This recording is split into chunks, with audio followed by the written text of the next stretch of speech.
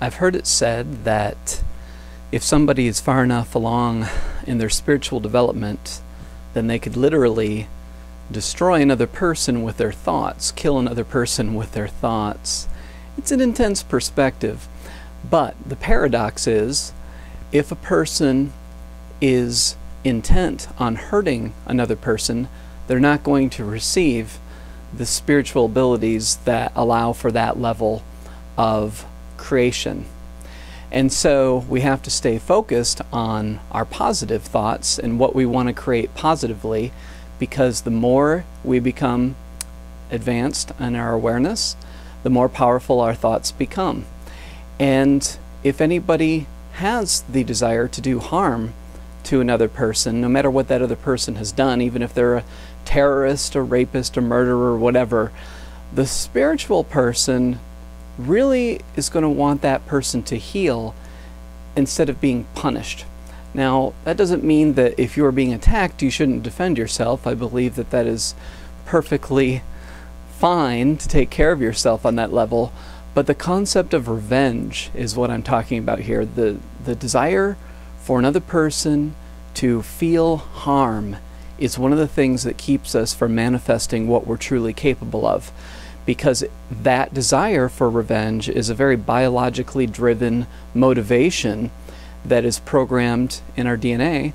And I believe that part of the spiritual process is about evolving beyond our biological instincts and move more towards a state of unification, in the sense that we are all spiritually interconnected. So, in the process of becoming aware of how we become more spiritually aware, a lot of people, I believe, suffer as they become more spiritually aligned, in the sense that if you're armored and you're still protecting yourself and living in the matrix, so to speak, living in a haze of socialization and biological motivations, then you're not going to feel a lot, and based on the choices that you make.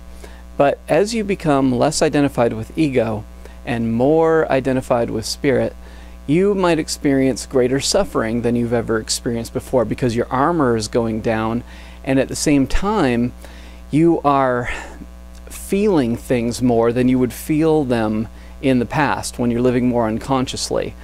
So you sense, when you're on the spiritual path, that there's great peace, and you might get glimpses of that peace, and it makes you want to stay on it. It makes you want to further develop yourself and work on your personal growth, to glimpse that peace more and more until it becomes the way of life. But in that process of getting there, there can also be tremendous suffering. Pretty much every person I know on the spiritual path, including myself, has experienced incredible suffering along the way. And one of the reasons I believe that is so is because everything is magnified when your armor is down. When you're vibrating at a higher level, so to speak, you're more interconnected, and so everything matters more. Your thoughts matter more. What you're focused upon matters more. What kind of music you listen to, what kind of TV and movies you watch, the people that you interact with. I think that relationships are incredibly important, because if you're becoming self-aware, you no longer need to have negative relationships in order to bring light to aspects of your unfinished business with family and other people from your past, because you already know what your unfinished business is. So when you know yourself, there's no longer a need to have relationships that are negative, dishonest, abusive, whatever negative energy is associated with them, so you can let them go. But we're socialized to cling and hold on to every relationship that we have, which leads people into more like avoidance behavior, and I'm really busy and I'm sick, and you know, those kind of things that people use to avoid contact with the relationships they've outgrown. So treat yourself, as you're on the path to greater awareness, to letting go of connections that don't feel nurturing of your process. And if you are committed to awareness, then you're naturally going to gravitate towards helping other people. But at the same time, you have to make sure they're helping themselves and they're being respectful to you along the way, in terms of, are they acting out towards you? Are they respectful in terms of how they communicate? All of these things are important in terms of where do you want to invest your energy as a person who's naturally gravitated towards helping others. So, in terms of magnification, the thought process is probably the most important, or at least right up there, equally important with relationships. What you think about is going to determine how you feel. And when you're armored and you're unconscious and you're not living a spiritual path, you have all kinds of thoughts that don't really matter so much. But if you are at a higher vibration in your awareness, then you can turn a great peaceful day into hell, into a feeling of great suffering and suicidal thoughts and just disconnectedness and all that by what you start to focus upon. And in a world that has, over 6.5 billion or whatever the population is, 6.5 billion people, and probably 99% plus of them have not resolved their karmic issues in terms of the hurtful things they've done in the process of evolution through many lives.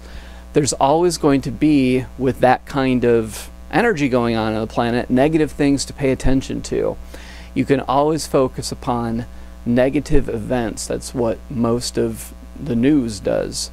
And that can give you a feeling that things are horrible. And they're really not. They're just as they are. And so what you focus upon is going to determine your perception of reality, and therefore what you focus upon, the more you feel things and the more you're sensitive to things, becomes much more crucial to your experience of life.